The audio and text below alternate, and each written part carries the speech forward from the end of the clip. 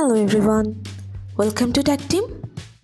Today in this video, I'm gonna show you how to set quick action to open camera in your Android phone. Before starting the video, please subscribe to Tactim. So let's get started. For this, you have to open your settings. Let's scroll down and go to shortcuts and accessibility. Here you can see the option of quick action. Press on this. If you want to set quick action to open your camera, you just have to select open camera. That's it. So this is how to set quick action to open camera in your Android phone.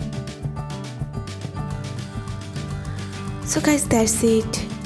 You can do this. I think this video is very helpful to you. If it was, then give a thumbs up and hit the subscribe button. And thanks for watching.